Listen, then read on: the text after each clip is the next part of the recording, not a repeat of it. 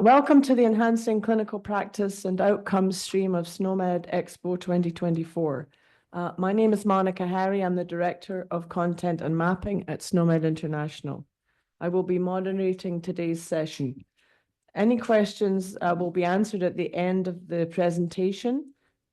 Online attendees, please note there's a Q&A button to type your questions to the presenter. On site, I have a microphone here for people in the room if they have questions at the end. I'm now pleased to introduce Feikje Hielkema from NICTIS, who will present clarifying medical jargon to patients with terms and explanations. Feikje, please go ahead. Thank you. So I'm going to be very careful about speaking in the microphone because my voice is not really being very cooperative today. In the Netherlands, we have been exploring the use of patient-friendly terms for SNOMED for some time, trying to explain medical jargon to the patients. Last year, we decided to scale it up and instead of adding terms that were handed to us, really go out and looking for patient-friendly terms to add to a sizable set of SNOMED concepts. And today I want to share the ongoing results, well, the results in the ongoing project with you. So, project started last year. It was in 3 phases. The first phase is finished, where we did a pilot, so we'll tell you all about that, and a little bit about the second phase, which is where we're in right now. Now I'm giving actually this presentation on behalf of a colleague of mine, Natasha Krul, who submitted the abstract, but unfortunately couldn't be here herself. So all credits are due to her.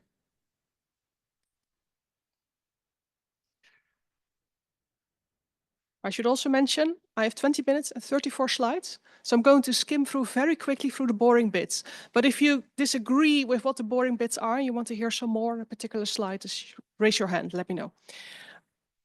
So, our sacred cause. Patients in the Netherlands are gaining access to their own healthcare records, increasing access. They are entitled to it by law.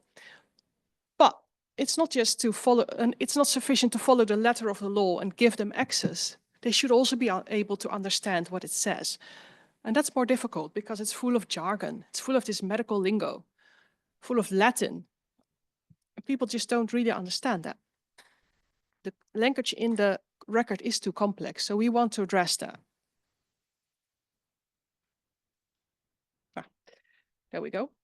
So our goal is to add patient-friendly terms to SNOMED concepts, assuming that SNOMED is used to structure the healthcare data record. And to do that, we need a methodology for adding those patient-friendly terms, because after a number of years experimenting, we found ourselves with a small collection of patient-friendly terms, which were patient-friendly according to different measurements. So some were easy to understand, others were the language used by chronic patients, which is not at all the same thing, because a chronic patient will actually be likely to adopt the language of the doctors, etc., etc. So we wanted one methodology and one framework that says clearly, this is what a patient-friendly term is, and this is how you create one.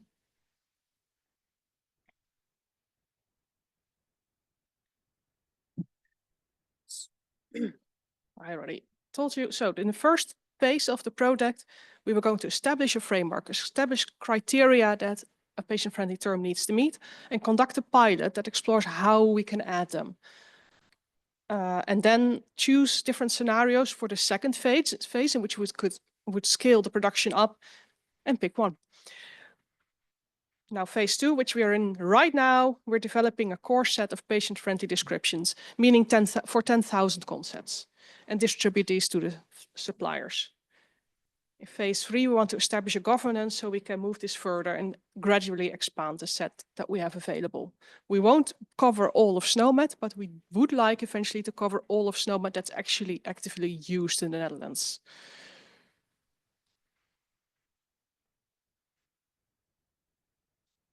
Go on.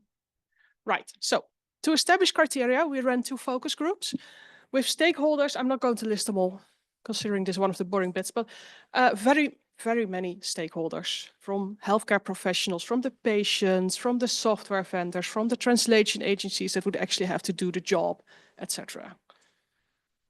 And the result was a bunch of criteria. Now, one of the results was that we decided we needed two different kinds of structures because people have such different expectations.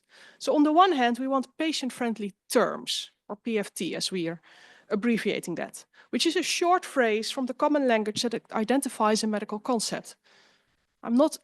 It's kind of hard to think of examples in English because you do tend to use the medical jargon, but in Dutch, pneumonia, in medical lingo, it's pneumonie, which is very similar to pneumonia, but in the common language, it's longontsteking, which is entirely different. And most patients really would not know the word pneumonie unless they spoke English quite well. So as that's a short phrase. Another example is primary malignant neoplasm of bone. Dutch synonym for common language is botkanker, or translating that to English, bone cancer. So these we've added to SNOMED as a synonym. We have been doing that for some time. But on the other hand, there are many concepts in SNOMED there is no phrase in the common language for. They are not in the patient's mental map. They don't have a separate concept for that. So we also want to add a brief explanation, maximum 4 sentences, that just kind of gives you an idea of what that is about. So for the same example here, the primary malignant neoplasm of bone, een kwaadaardig gezwel dat is ontstaan uit bot of kraakbeen, meestal van de ledematen, which basically means, if I translate very literally, an evil swelling emerged from bone or cartilage, usually from the limbs. So it's kind of simplifying it, but it's also really expressing the meaning of the concept. And we've also been experimenting with that for a while and adding them to SNOMED as text definitions. Now, our framework gave criteria for both these constructs. So the patient-friendly term should be a single phrase and it should be short. Also, to test whether it's really part of the common language. We should be able to find that in Dutch sources meant for the general public, you know, newspapers and stuff like that. We're only adding it if it's actually distinct from the medical term.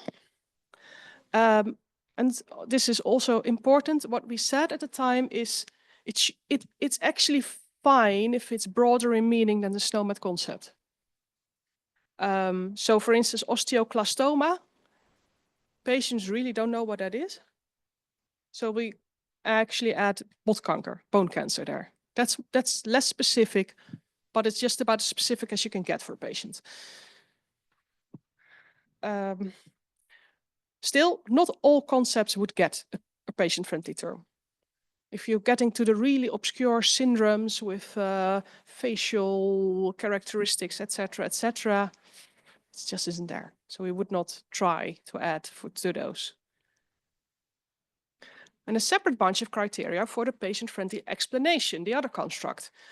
Now that had to be at B1 reading level. And if you're not familiar with the reading levels, B1 means it's understood by 80% of the population.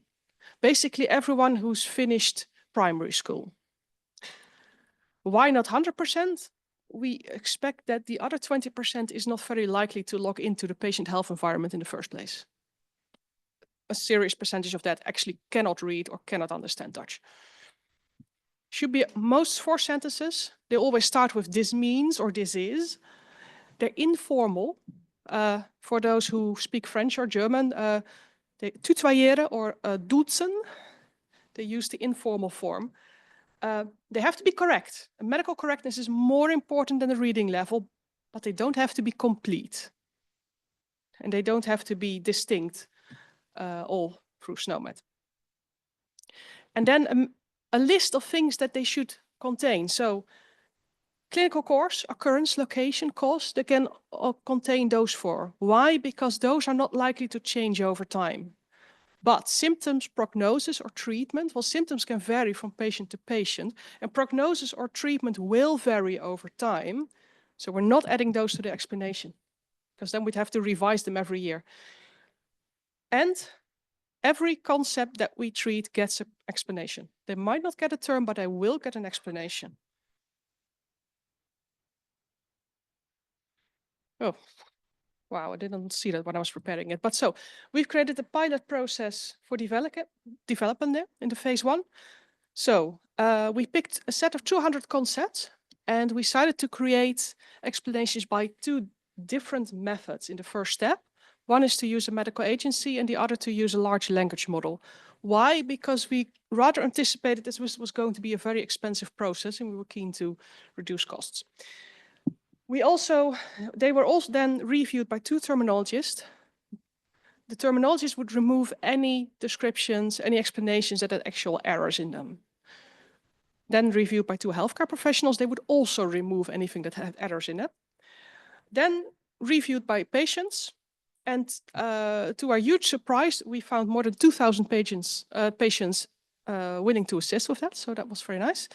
The patients would just review whether they found it understandable or not, whether it was enlightening. And then finally, there was a specialized translation agency, specialized in reading levels. So they were really looking at, is this simple enough? Is this B1 or not? So I'm just going to, so the GPT or the large language model that we used was GPT. And we had used a fairly simple prompts, different prompts for the term and the explanation. We would have liked to do some more prompt engineering on this, but the problem we ran into was that really our framework wasn't precise enough to tell which explanation was better, to compare explanations. For short sentences, there are so many factors determining how the quality of an explanation. It was impossible. Most of the stuff I saw generated by GPT was almost good enough. But how do you compare 2 things that are almost good enough in different ways? Even if I used the same prompt, I'd get wildly different results. I think my favorite was when I tried, explain this to me the way you would to a child, and it started channeling this really jovial primary school teacher. But yeah. So to sum that up very quickly, the terminologists, they really found some rather horrible semantic errors. The most amusing one was where we asked it to explain liquor leakage, liquor being cerebrospinal fluid, and it started talking about leakage from whiskey and gin barrels. So definitely not something you want to show to a patient. I mean, 90% yes, 10% ooh. The medical reviewers again, also, well, there was not much consistency between them. You have to realize that the actual semantic errors determined by the terminologists, the medical reviewers never even saw, nor did the patients. They still felt that those of the translation agency had a bit higher accuracy. The patients actually said, well, you know, it's both easy to understand. They didn't show any preference at all. I should probably mention, we did not ask people to compare. We just asked them to approve or disqualify. So they were not supposed to know the source of each explanation. And again, the agency that was specialized in B1 reading level, they said, well, it doesn't really matter much. Translation agency is slightly closer to the mark.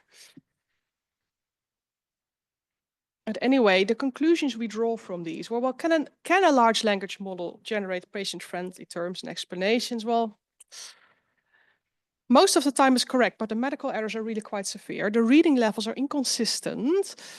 And basically, if you shunt that into our process, if you replace the agency by an LLM, it will put a higher burden on the healthcare professionals.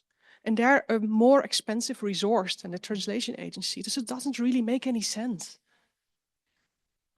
Can it contribute? Well, yes, because actually what it is pretty good at for most of the concepts is to draw in the necessary things to explain something. It's actually quite difficult for a translator to understand, to read the concept and find all the facts that go into 4 sentences. And the LLM is pretty good at that. So as an assistant to the translation agency, it should be useful. And that's what we're now exploring in phase 2, only unfortunately, it's just slightly too early to have any results of that. Now, as for ethical considerations, I would like to stress we're just sending SNOMED-concepts one by one using SNOMED as a resource. There's no actual patient data going there. If you were using it in a hospital setting, that would be an entirely different story, and I would not recommend that. So, how are we for time, Monica?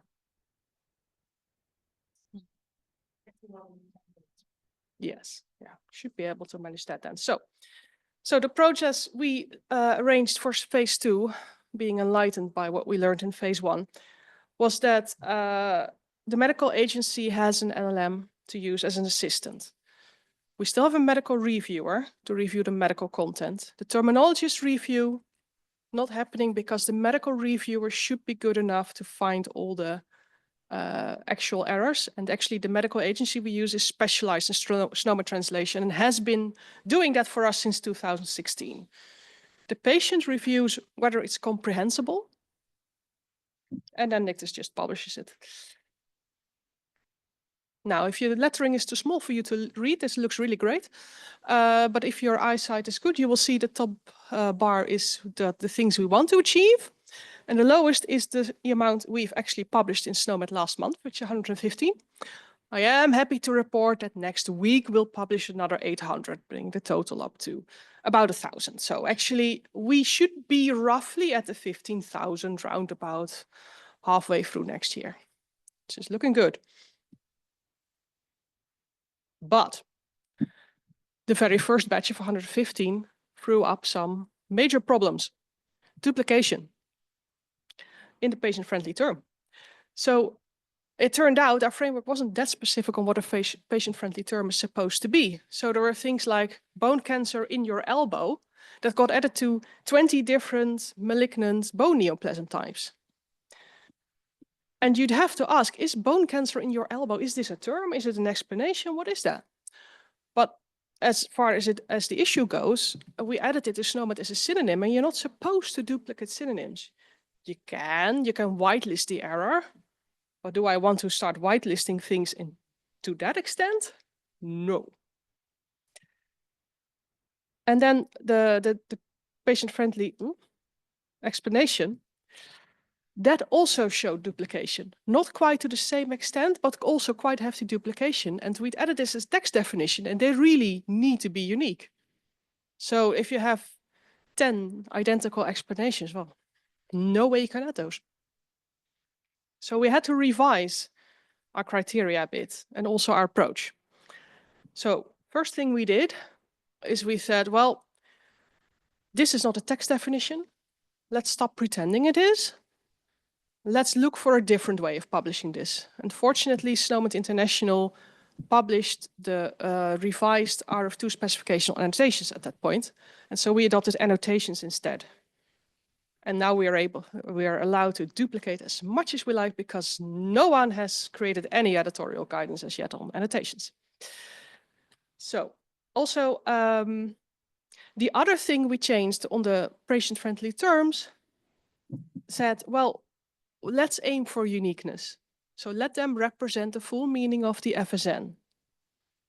Number of pros, that rule is much easier to apply for the translation agency because there's less duplication in there. Because it's less of a struggle to think, is this a term, is this an explanation? No, it has to be unique. You don't have to discuss what do you leave out, what do you include. But there's a con, of course, which was the reason why we didn't do it in the first place. There are relevant patient terms that you're going to miss. So for instance, there's a term vaginale schimmelinfectie. That means a vaginal fungal infection. That's a very common patient term. But it literally means fungal. The literal meaning of that concept is not in SNOMED. There's a vaginal candidiasis, which is a particular kind of fungus. And it's too generic for the FSN, so we can't add it. Time will tell whether we need to revise this again at some point.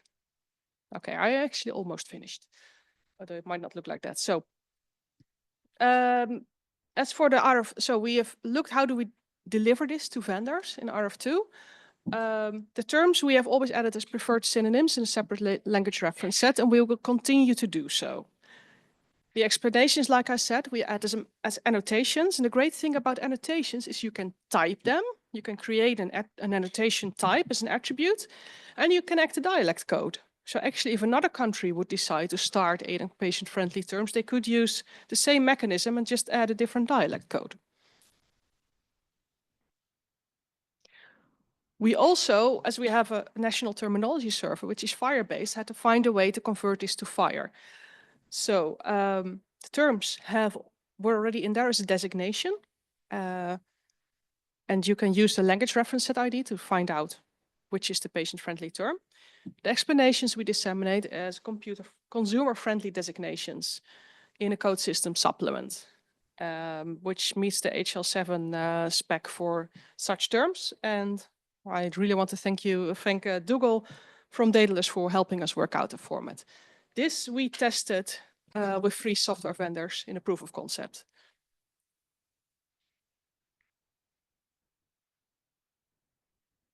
So phase 3 is just scaling up again. Well, not scaling up. So we've scaled up, but phase 3, we're really going to establish a process for keeping this evolving, adding more and more, because we are aiming for 15,000, but that's not all we need. We probably need about 50,000. But before we start doing that, we'll first see if there's lessons to learn. So last year, I gave a talk on an entirely different topic, but one of the key features of that was how our intentions in theory were not always met by, did not always pan out in practice. So this phase 3 should definitely start with an evaluation. We are putting literally millions in developing these. How are they used? How are they implemented? Do they even show up? Do the patients see them? Do they find them useful? Is the original problem being addressed? Because you could ask patients, did you see this and did you find it useful? But they'll generally be polite and give you a 6 just to reward the effort, which is not really what we're asking. And are we missing any useful patient terms? And if so, should we maybe revise our criteria again? Once we learn all that, is it cost effective? Should we pour in some more millions? Should we maybe increase the role of the LLM, and is it safe to do so? And of course, which are the most useful concepts to select next? Well, hey, so we're done. We were speculating with my colleagues about the call to action, and we actually suggested deconfuse the patient, con between brackets. We didn't quite dare to put that into writing. Anyway, any questions? Thank you, Feikje. We'll take questions now from people in the room. I have a microphone if anyone has a question, and I'll check online to see if there's any here. I don't see any here. Anyone have a question? Right there.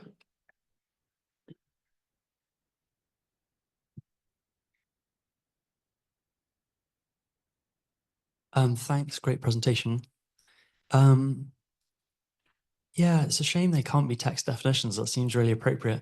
And you're right, you know, they can't be duplicate.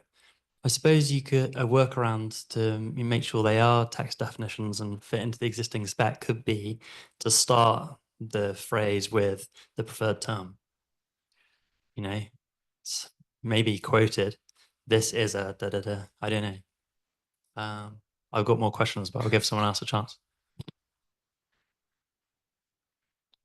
Hi, this is Frank from the NRC in Germany. Thank you, Feikje, for this great presentation. I was very excited about the patient-friendly explanations, actually, because I think patient-friendly terms, they're always quite tricky, as you pointed out.